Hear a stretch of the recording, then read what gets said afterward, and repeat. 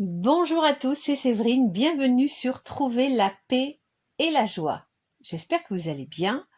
Aujourd'hui est mercredi, je vais vous donner des conseils pour augmenter sa foi. Parce qu'en fait, voilà, un jour, je témoignais comme ça sur une chaîne YouTube, qui n'était pas du tout une chaîne chrétienne d'ailleurs, et quelqu'un me répond, témoigner de ma foi, de la paix et la joie que j'avais en Christ, et quelqu'un me disait, oui, mais tout le monde n'a pas votre foi. Et je me suis dit, c'est vrai, tout le monde n'a pas ma foi, mais moi-même, je n'en étais pas là il y a quelques années. Et donc, j'avais envie de vous partager un petit peu mon expérience. Donc, ça sera en deux parties. Donc, aujourd'hui, nous allons voir quelles sont les choses qui peuvent bloquer le développement de notre foi. Tout d'abord, il faut savoir que la foi, c'est un mélange de grâce, donc ça nous est donné par Dieu, mais c'est aussi un mélange aussi de volonté, notre volonté à nous. Car Dieu peut nous donner des grâces, mais si après nous ne laissons pas ces grâces agir en nous parce que nous voulons continuer notre vie humaine, eh bien les grâces en fait s'éteignent. Alors, pour que la foi se développe, il faut faire un examen très sérieux des différentes choses, des différentes pratiques qui peuvent nous couper de Dieu. Donc ces pratiques, cela peut être des habitudes, cela peut être des addictions, cela peut être des personnes, cela peut être des objets. Donc je vais essayer de voir ça un petit peu en détail avec vous. Donc les pratiques. Ça peut être des pratiques qui en elles-mêmes sont des pratiques plutôt bonnes, comme par exemple faire du sport, se cultiver, mais qui par l'ampleur du temps que vous y consacrez, vous éloignent de Dieu. Donc par exemple, si quelqu'un est sportif et qu'il est il est vraiment obsédé par voilà sa santé physique, quelqu'un qui va être musclé, très mince et qui va donc passer 1 heure et demie de temps tous les jours, voilà, pour être en forme, eh bien, le risque va être que finalement, son but principal va être d'être en forme, alors que normalement, le but de tout chrétien devrait être la communication avec Dieu. Donc, il faut se demander quand on a quelque chose comme ça, une habitude qu'on a, même déjà se demander est-ce que c'est une bonne habitude, parce qu'il peut y avoir des mauvaises habitudes, comme par exemple traîner des heures devant la télé, donc ça, on sait que c'est pas bon en soi. Mais voyez par exemple quelqu'un qui fait beaucoup de sport, est-ce que le sport finalement ne prend pas du temps sur le temps qu'il devrait consacrer à Dieu? Car Dieu passe avant tout, ne l'oublions pas. Ça peut être aussi le cas de personnes qui vont être très cultivées, qui vont être constamment dans la recherche de nouvelles connaissances. Or, il faut savoir que les vraies connaissances, les plus importantes, elles viennent en fait du ciel. C'est-à-dire que Dieu, plus nous allons être en communion avec lui, plus Dieu va nous donner, en fait, des intuitions et des connaissances sur beaucoup de choses. Et que les connaissances, on va dire, purement humaines, purement techniques, ce n'est pas ça qui va nous rapprocher de Dieu, ce n'est pas ça qui va nourrir notre âme. Donc là aussi, attention, voilà, à ce que le temps qu'on va passer dans nos habitudes ne nous éloigne pas de Dieu, ne nous empêche pas de penser à Dieu. Pour que Dieu puisse, voilà, faire grandir les grâces qu'il nous donne, il faut laisser de la place. Ensuite, je parlais d'addiction. Alors, les addictions, elles sont multiples. Certains, ça peut être la nourriture, avoir tendance à trop manger, à manger mal. Et ça, évidemment, ça nous coupe de Dieu. Parce qu'en fait, chaque fois qu'on maltraite notre corps, on maltraite le temple de Dieu, puisque chaque corps, en fait, renferme cette âme, et l'âme, c'est le tabernacle de Dieu en nous. C'est pareil pour la cigarette. La personne qui va fumer, eh bien, elle se remplit d'un poison, et en faisant ça, elle fait un double péché parce qu'elle détruit son corps, et surtout, elle accorde à la cigarette un pouvoir qu'elle ne reconnaît pas à Dieu, à savoir le pouvoir de la déstresser, parce qu'en général, on fume souvent parce qu'on est stressé. On ne se rend pas compte évidemment de ça, mais c'est ça les addictions. Les addictions deviennent des idolâtries parce que on donne à un objet ou une habitude l'importance que l'on devrait donner à Dieu. Évidemment, après, on peut continuer à l'infini avec l'alcool, la drogue, etc., etc. Donc, vous voyez ce que je veux dire? Donc, Dieu, la bonne nouvelle, c'est que Dieu, il nous aime et il souffre quand il nous voit pris dans nos addictions, que ça soit, voilà, la drogue, la nourriture, l'alcool, la cigarette. Il va nous aider, voilà, à nous en délivrer. Donc, il faut toujours tout confier à Dieu et lui dire, voilà, lui demander son aide pour nous aider, par exemple, à arrêter de fumer. Parce que moi, j'ai une mère qui fume, j'ai essayé de la faire arrêter, bon, ça n'a pas fonctionné parce qu'elle n'avait pas envie. Il faut vraiment que ça vienne du fumeur. Mais je sais qu'il y a de nombreux fumeurs qui ont témoigné qu'ils avaient arrêté grâce à la prière. Donc, il faut vraiment avoir confiance en la miséricorde infinie de Dieu. Dieu va vous aider. Si vous avez la volonté de vous débarrasser de vos addictions, que vous n'y arrivez pas seul, eh bien, vous pouvez demander à Dieu de vous aider. Et évidemment, vous pouvez aussi faire appel à des médecins. Voilà, puisqu'il y a des médecins pour se débarrasser de ces différentes addictions. Ensuite, qu'est-ce qui peut nous séparer de Dieu? Eh bien, ce qui va nous séparer de Dieu va être peut-être des personnes. Il y a des personnes qui, par leur comportement, vont nous blesser. Vont blesser nous peut-être directement ou vont blesser notre âme, ce qui finalement est la même chose. Donc dans ce cas-là, il y a deux solutions. On peut, voilà, si c'est des conversations par exemple, comme par exemple des ragots, le fait de toujours critiquer tout le monde, il y a des personnes qui sont comme ça. Alors on ne juge pas les personnes, hein, mais par contre on juge le comportement qui est mauvais. Eh bien on peut dire à la personne, écoute, je n'ai pas envie de prendre part à cette conversation. Et peut-être que la personne, elle va arrêter parce qu'elle va, voilà, votre amitié va être plus importante et vous allez l'aider à changer. Donc ça, c'est important, ne pas prendre part comme ça à ces conversations négatives. Ou ça peut être des personnes qui sont, voilà, comme disait Jésus, leur âme est malade. Jésus dit ça dans l'évangile tel qu'il m'a été révélé de Maria Valtorta. Jésus disait ça en parlant de Judas, que son âme est malade. Donc il y a des personnes qui ont une âme malade et ces personnes, en général, il vaut mieux ne plus les fréquenter parce qu'il faut être vraiment très très solide sur le plan spirituel pour arriver à supporter vraiment leur mal, qui est en général assez contagieux, qui peut détruire. Donc il ne faut pas hésiter à ne plus fréquenter ces personnes. Il peut y avoir aussi des milieux, etc. Enfin bon, fréquenter par exemple tout ce qui est le monde de la nuit, on sait qu'il vaut mieux éviter parce que le monde de la nuit, c'est un monde, voilà, la nuit c'est là où le pire de l'être humain sort, c'est là où les esprits mauvais sortent.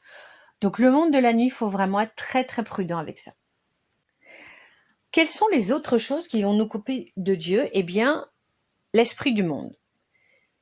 Et l'esprit du monde, on va le retrouver dans, par exemple, certaines émissions, certains films, certains livres. Donc il faut toujours se demander, quand vous regardez une émission à la télévision, est-ce que cette émission, elle est en accord avec les valeurs chrétiennes? Est-ce qu'elle est en accord avec ce que Dieu demande? Dieu nous demande quoi? Il nous demande d'aimer notre prochain, il nous demande d'être dans la vérité, il nous demande d'être dans l'amour et dans la compassion. Et quand on a ces critères, eh bien vous verrez qu'il n'y a pas beaucoup d'émissions qui résistent à ces critères-là. Et ce n'est pas anodin de regarder ces émissions, que ce soit à la télé ou sur Internet, sur YouTube. Il faut vraiment faire très très attention à ça. Ensuite, qui va nous couper aussi de Dieu, ça va être nos manies propres, c'est-à-dire justement, souvent d'ailleurs en lien avec les écrans, d'avoir par exemple tendance à vouloir être au courant de la dernière nouvelle, et sous prétexte de s'informer, donc là on pense par exemple aux émeutes dans les banlieues en France, où il y a eu effectivement la mort d'un jeune homme qui a été tué par un policier. Apparemment, il y a eu beaucoup de vidéos qui ont circulé. Et là, sous couvert de s'informer, on regarde et on tombe dans ce piège, et on tombe dans le voyeurisme. Et ce qu'on va voir va blesser notre âme. Nous n'étions pas là pour savoir ce qui s'est passé. Alors, il vaut mieux dans ce cas-là lire des témoignages, vous voyez ce que je veux dire, de la presse écrite. Mais ces images-là, c'est très très malsain, c'est très anxiogène, ça va créer des mauvaises choses en nous. Et ça ça va finalement nous éloigner de Dieu. Si vous voulez vous informer, essayez de vous informer des belles choses qui se passent dans le monde. Il y en a beaucoup, mais malheureusement, ça ne fait jamais la une de l'actualité. Il y a plein de personnes, plein d'associations qui aident les personnes en difficulté, que ce soit des personnes pauvres, des personnes malades, des personnes handicapées, des orphelins. Et voilà, si vous tenez réellement, si vraiment la vraie raison pour vous d'aller sur Internet, c'est de vous informer, eh bien informez-vous des belles choses. Parce qu'au bout d'un moment, à force de suivre voilà trop les informations qui sont très très biaisées, très orientées par tout ce qui est tapageur, tout ce qui est scandaleux, eh bien on en arrive à être déprimé. Et attention, parce que la déprime, c'est là que le mal peut attaquer. Et on se met finalement à douter de tout, à douter de l'amour de Dieu, alors que la première personne qui souffre de ça, c'est Dieu. C'est là en ce moment, le ciel pleure, la Trinité pleure, Marie pleure, tous les saints pleurent quand ils voient ce qui se passe dans le monde, ce qui se passe en France, ce qui se passe ailleurs. Ils pleurent parce que ce n'est pas ce que Dieu voulait que nous fassions, nous, ses créatures préférées. Donc, voilà, prendre conscience qu'on est dans une société incroyablement anxiogène et que là aussi, évidemment, c'est encore une ruse du malin pour nous détourner de l'espérance de Dieu, de l'espérance de l'amour de Dieu, que Dieu peut nous sauver. Donc, allez plutôt vers des contenus positifs. Voilà, des contenus. Ensuite, il y a aussi le danger va être, vous avez certaines émissions où là, on se veut plutôt humaniste, très bien. Mais après, il va y avoir, vous voyez ce que je veux dire, des idées qui vont véhiculer, qui, sous couvert de liberté, vont nous éloigner des valeurs chrétiennes. Et souvent, comme en fait on est faible, on veut être dans l'esprit du monde, on veut se montrer ouvert et tolérant. Et souvent, sous couvert de tolérance, c'est encore un autre piège du démon, on va accepter des choses qui, en fait, ne sont pas ce que Dieu veut. Et évidemment, voilà, je pense au mariage homosexuel, qui est évidemment contre ce que Dieu veut, puisque Dieu nous a créé l'homme et la femme pour que nous soyons complémentaires. Tout ce qui touche à la famille, voilà. Il y a évidemment tout ce qui touche à la vie. Beaucoup de personnes croyantes sont en faveur de l'avortement, alors qu'en fait, voilà, moi-même pendant des années, je faisais partie de ces personnes qui pensaient que, effectivement, l'avortement, c'était quelque chose de, entre guillemets, positif.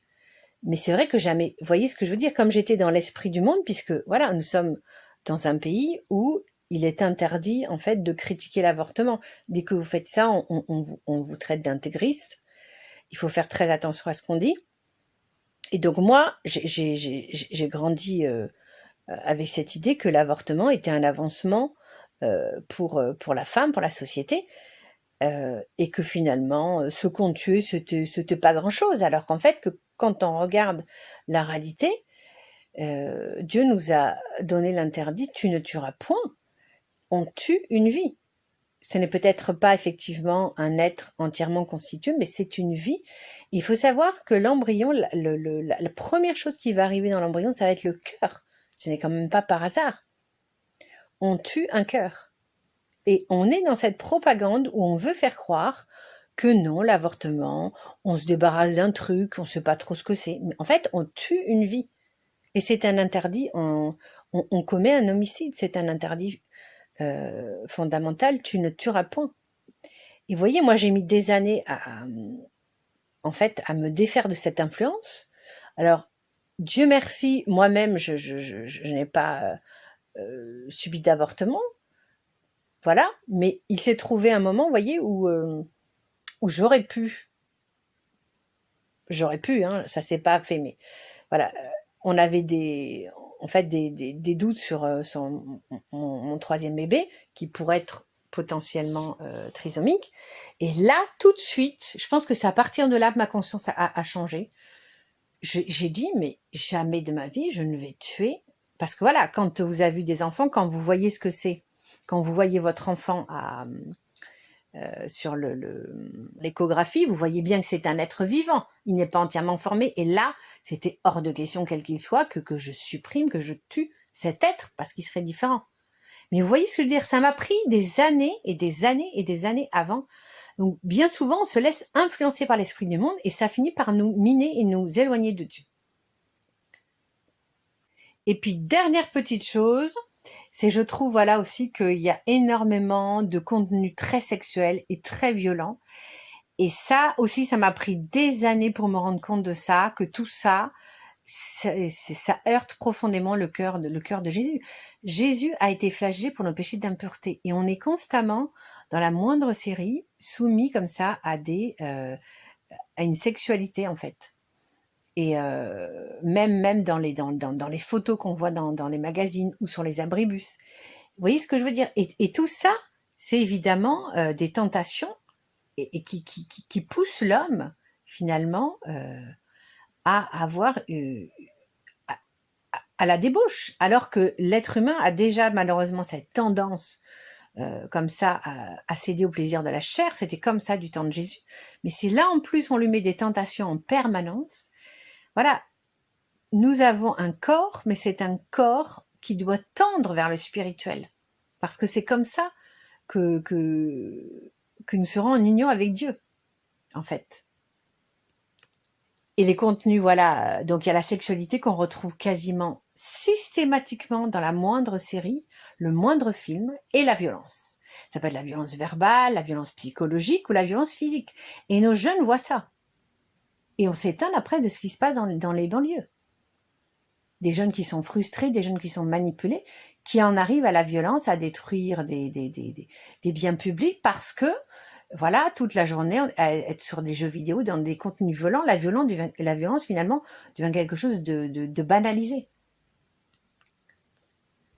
Voilà, donc je vous propose de faire votre examen de conscience, d'essayer de voir quels sont les domaines de votre vie qu'il faudrait changer, faire vraiment des modifications. Vous faites ça dans un premier temps. Et puis, on se retrouvera mercredi où là, je vous donnerai toute la liste des choses et des pratiques à faire qui, elles, au contraire, vont vous rapprocher de Dieu et renforcer votre foi. Voilà, j'espère que ce podcast vous aura inspiré. N'hésitez pas à liker et à partager. Que Dieu vous bénisse et on se retrouve mercredi. À bientôt.